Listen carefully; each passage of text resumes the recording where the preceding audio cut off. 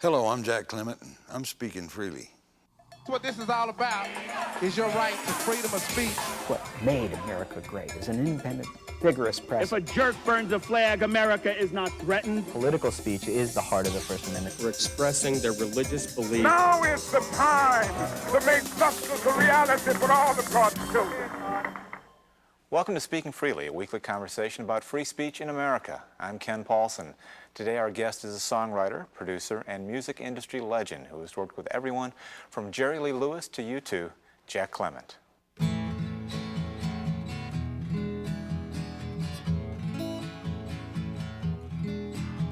You ask me if I'll forget my baby. I guess I will someday. Don't like it, but I guess things happen that way. You ask me if I'll get along. I guess I will some way. Don't like it, but I guess things happen that way. God gave me that girl to lean on, then he put me on my own. Heaven help me be a man, have the strength to stand alone. Don't like it, but I guess things happen that way. Pa-doo-pa-doo, pa-doo-pa-doo. You ask me if I'll miss her kisses. I know I will, every day. Don't like it, but I guess things happen that way. You ask me if I'll find another. I don't know, can't say. Don't like it, but I guess things happen that way. God gave me that girl to lean on, then he put me on my own. Heaven help me be a man and have the strength to stand alone. Don't like it, but I guess things happen that way. Ba-doo-ba-doo, ba-doo-ba-doo, ba-doo-ba-doo. Now that was a very early and a very big hit for Johnny Cash, but you have dozens of those. I mean, you've been involved in the music industry for 50 years. Yeah. And it began, I guess, in Washington, D.C. You had a duo? Well, I had a band. I was a duo at times, but I really started when I was in the Marine Corps in about 1950 when I got transferred to Washington, D.C. The 8th and I Street. All we did was ceremonial stuff, but they were right, and the base took up a city block about 8 or 10 blocks from the Capitol building. So there was little clubs up and down 8th Street, and I used to play them. And we played a dance in Southern Maryland every Saturday night. So I had me a little enterprise going. Well, you ended up back in your hometown of Memphis, and at one point you walk into the legendary Sun Studios, and Sam Phillips eventually decides to hire you? Yeah, the first time I went, I'd moved back to Memphis, and I'd played music and all that, and I was pretty good. So I called him up, and I got an audition with him. And I went in there, and he gave me a really good audition. Maybe he spent an hour or so with me. I sung a lot of stuff, and his conclusion was I was a little too slick for what he was doing at that time. But then a few months later, I produced a record at a radio station with a guy named Billy Lee Riley. And we needed to have it mastered. We were going to press it up on our own label. So I took it to Sam to have it mastered. And when I came back to pick it up, he said, I want to talk to you. I said, I really like that thing. And then he started to ask me if I'd be interested in it being on Sun. He paid us a penny a record. I said, well, I had talked to my partner, Slim Wallace. And then he said, well, what are you doing? I said, well, I've been going in Memphis State for a couple of years, and now I'm working out at a building supply place, and I don't like it very much. He said, well, maybe you ought to come work for me. I said, well, maybe I should. 2 weeks later, June the 15th, 1956, I remember that date because that's the day I went in the Marine Corps and got out of the Marine Corps, June 15th. So I went there, and at that point, I was really interested in equipment. I had built a little studio in Slim Wallace's garage, but it wasn't equipped well enough to actually make a record, a master record. We rehearsed there and worked it up, but later on they finished it and cut some hits in there. But suddenly I had echo and everything. That's the first thing I want Sam to show me, how to get that echo. Well, at some point, you decided you're better off behind the boards, composing, producing, Well, writing. actually, I got very interested in that. Yeah. More interested in. I decided early along that I probably shouldn't be an artist, because I noticed I'd usually have to have a few cocktails to get in the mood for it. And I got to say, this could lead to, I could become an alcoholic rather than just a drunk or something. No, I really got attracted to the other side of the control room window. And you really became Sam Phillips' right hand. I mean, you were. I was his first full-time assistant. And in that area. And Sam was off on what I think was a pretty rare vacation or business trip when in walks a young man who wants to play the piano for you. Sam was in town, but he wasn't at home. He was at home, I think. I see. So the girl up front came back and said, there's this guy out here who says he plays piano like Chet Atkins. Oh, really? Well, I like to hear that. So he came back with his daddy, Elmo Lewis, and he sat down at this little spinet piano and did Wildwood Flower. And it sounded like Chet Atkins would be playing Wildwood Flower on the piano. And I liked it. I said, well, do you sing? Yeah. Well, sing me something. So he started singing these wonderful country songs, but it wasn't even rock and roll. And at that time, well, country was really in the doldrums. And Sam wasn't really trying to compete with Nashville. He was in the rock and roll. So anyway, I made a tape of him singing. He was singing a couple of George Jones songs. George Jones was about the only guy at that time that was really happening country-wise. But there was a song called Window Up Above and Seasons of My Heart. And Jerry Lee played them in his way, and it was great. So I made a tape of that. And then I played for Sam, and he said, well, get him in here. In the meantime, he showed up in a few days. I said, I'm fixing to call you. I said, what are you doing Thursday? I think this was on a Monday. If you come in here, I'll get some musicians and we'll cut some tapes. Okay. Thursday morning, Sam drove to Nashville to go to the music convention. So he was in the car when Jerry Lee came in, and we did. Jerry Lee had written a song called End of the Road, which was kind of rocking. But the best thing he had was a version of an old song by Gene Autry called You're the Only Star in My Blue Heaven.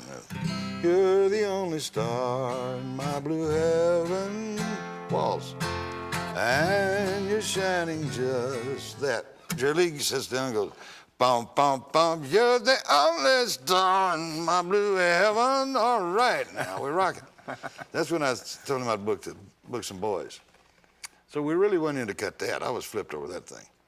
Toward the end of the session, now at this time, Crazy Arms had been out by Ray Price for 6 months. It peaked and been covered by the Andrews Sisters.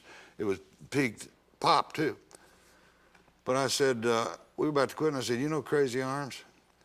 He said, I know a little of it. And we did it.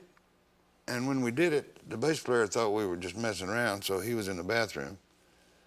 And the only thing he had on it was drums and piano. Didn't even have a bass on it, but I had a mic on the bass drum. Anyway, Sam came back to town when he came in Monday, and I put that tape on, started playing. Before it ever got to the singing, he reached over and stopped it. He said, now I can sell that.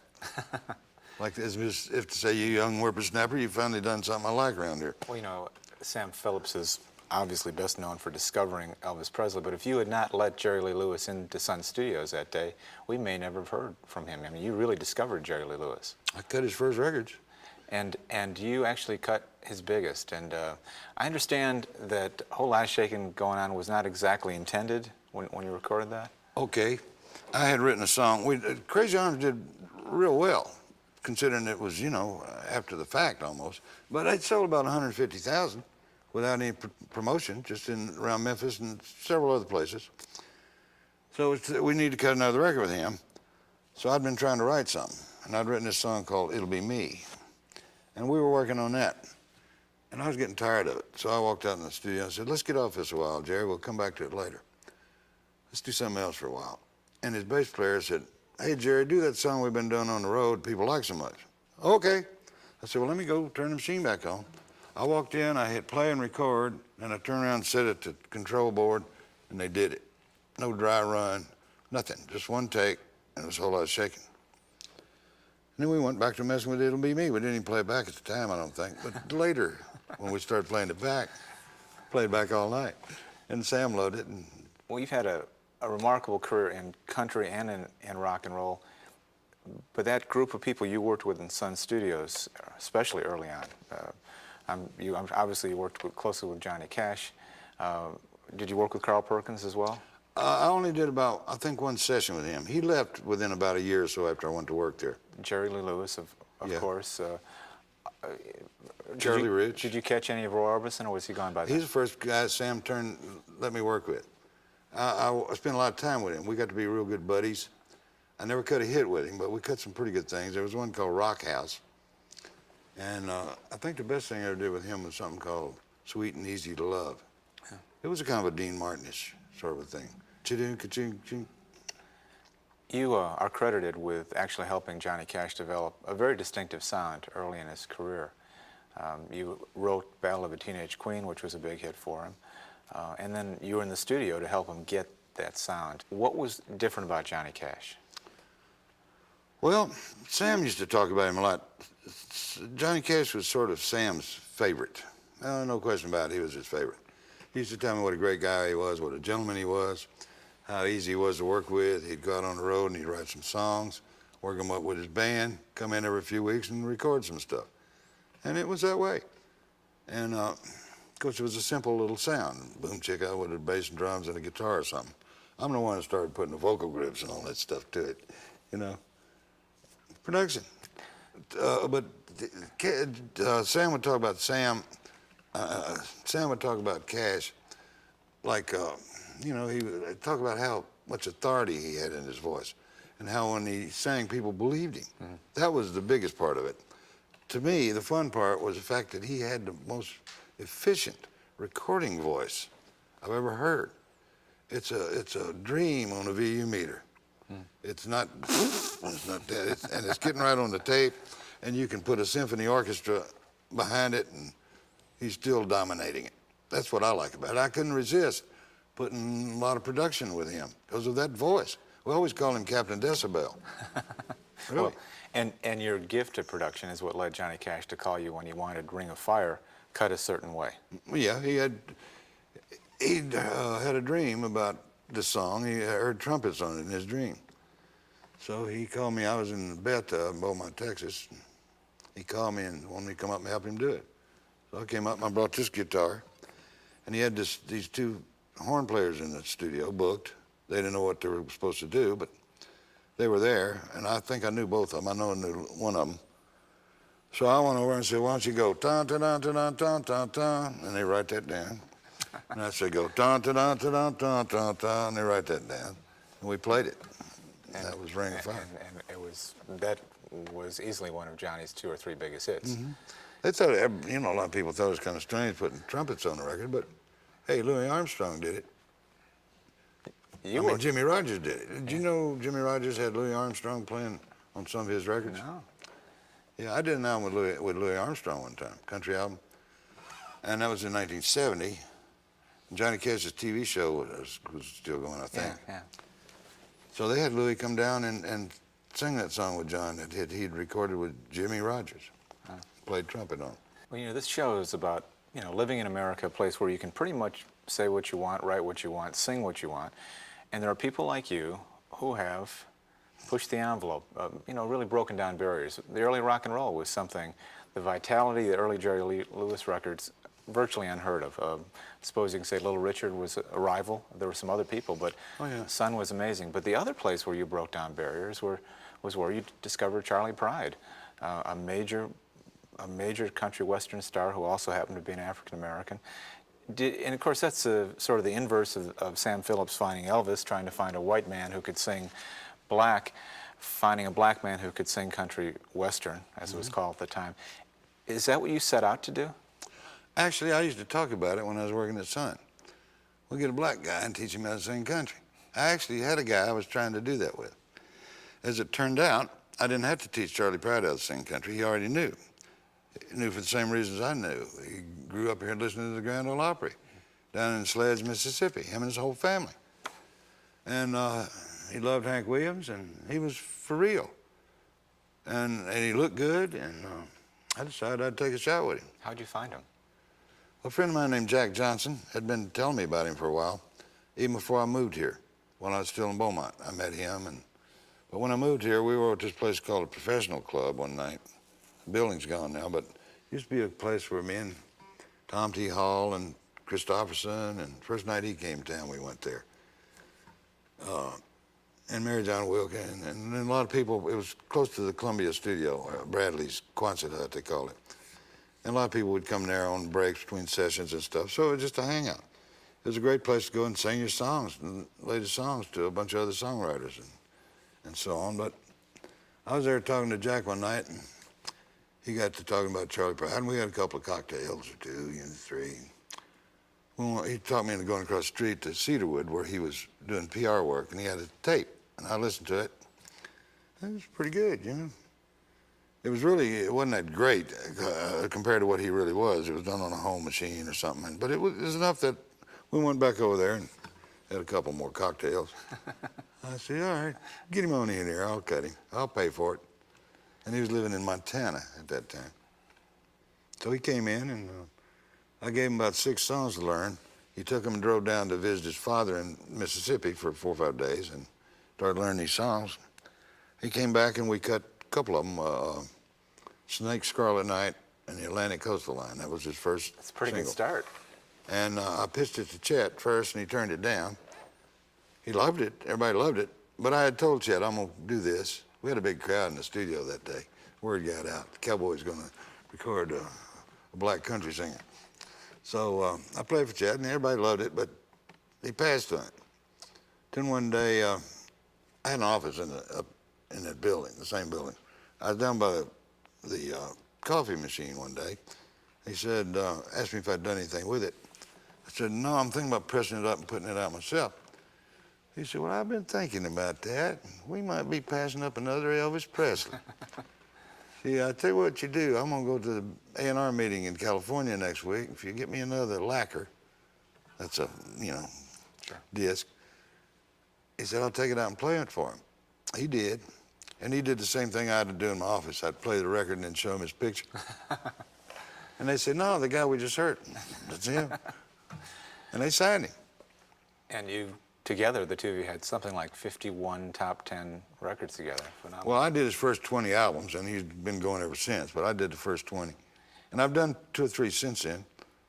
Why do you think, I mean, it's almost a rhetorical question, why do you think Jackie Robinson took so long to get to baseball? Why did it take so long for Charlie Pride or someone like him to break into country music? Nobody was doing it. He was the first that I ever heard. Did the first records go out to radio stations without pictures? They didn't. They decided. They debated about how to promote it, and to their credit, they decided that, in my opinion, I think it was one of the first times, in my experience, that a big corporation waxed wise. They said, this guy's great. He looks good. He sounds good. We're just gonna treat it like here's our brand new artist. And that's what they did. So they didn't tell anybody. They weren't hiding it. But a lot of people didn't know it when he first made his first appearances. His first appearance was in Louisiana, Lafayette, Louisiana, I think. I wasn't there, but I heard about it from several people, including him. He walks out on the stage, and a hush falls over the crowd, and he comes out with that nice twangy voice of his. Said, well, I do have this sort of permanent suntan. Had him in the palm of his hand from then on. And it's been There was never an incident. Yeah, it's been a I was great talking to career. Charlie about that a year or so ago. There was never any kind of incident anywhere. And the timing was probably right. It was. 10 years earlier, it may not have worked, but But you got to remember, Charlie Pride was a good-looking guy, and he had an amazing voice. The first time I heard him in the studio, I'd heard that little work tape, but when I heard him in the studio, wow, man. I said, them people, maybe they do real heavy extra muscle in their vocal cords or something.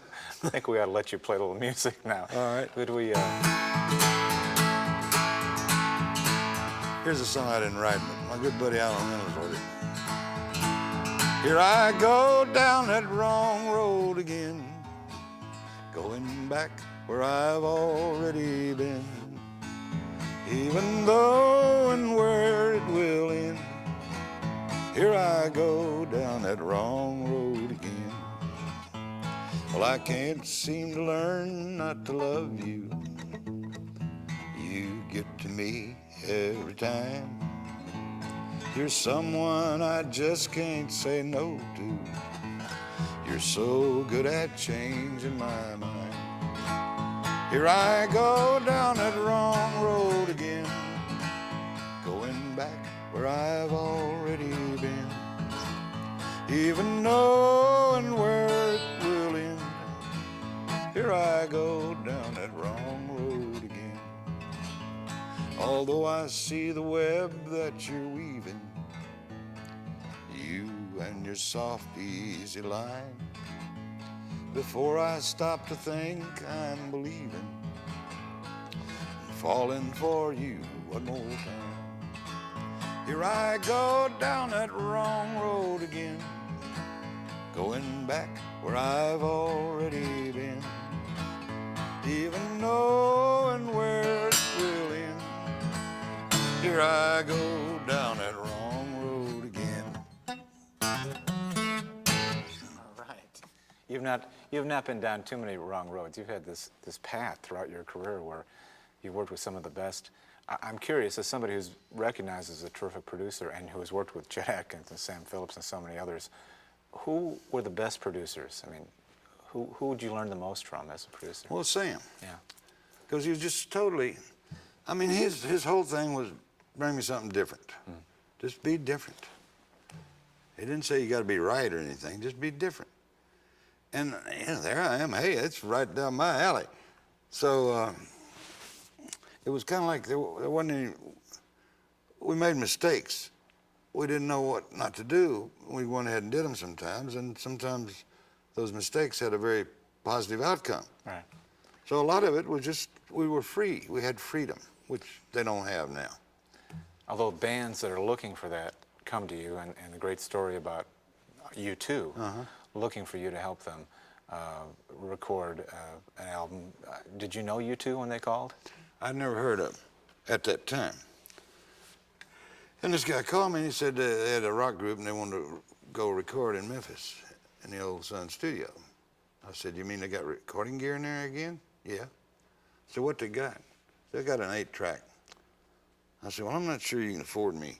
And he said, well, the group is U2, you know. Okay, fine. I'll let you know. They could afford you, Jack. Yeah, right. So I said, I'll think about it. I'll let you know. And first person I saw in my office, I said, have you ever heard of a group called U2? Oh, yeah, it's the biggest rock and roll group in the world. Yeah. I said, they want me to come to Memphis and play in the old Sun studio. Do it. And that was great. It was a lot of fun. And I had a great time with U2. Yeah.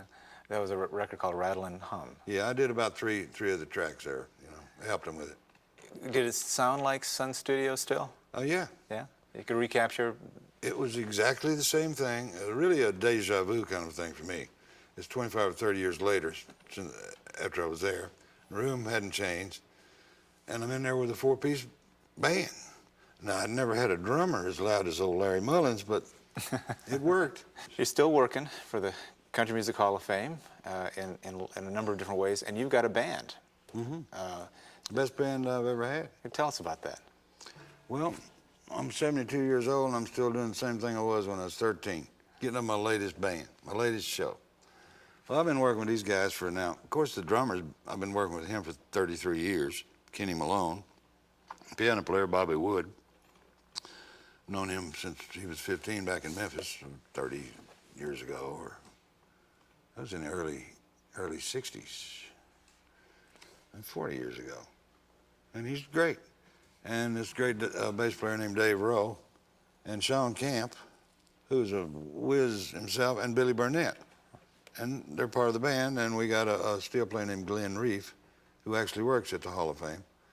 That's 7, and now we're going to add Jay Patton on the saxophone, and he also plays mandolin and guitar and sings. That's a very impressive band. And we'll have a fiddle or two and a banjo, so we can do Rocky Top and we can do Memphis. That's you know. That's an orchestra you've got. It is. And it's Cowboy Jack's Ragtime Band? It's called Cowboys Ragtime Band. Terrific. Could we close out today with one of your newer songs, something you've written? Yeah. S-E-R-I-O-U-S-L-Y.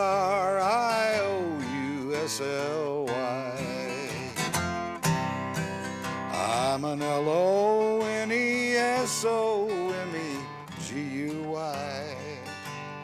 Cross my H-E-A-R-T and hope to die. S-E-R-I-O-U-S-L-Y.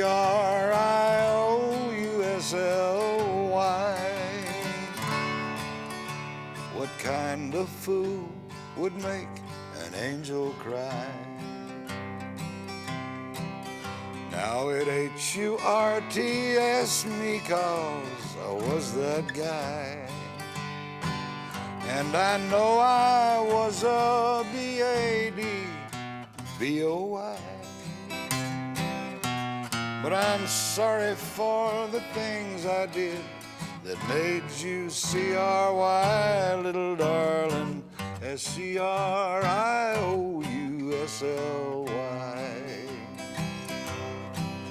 I'm an L-O-N-E-S-O-M-E-G-U-I. But please, let's give it one more college T-R-Y. S-E-R-I-O-U-S-L-Y.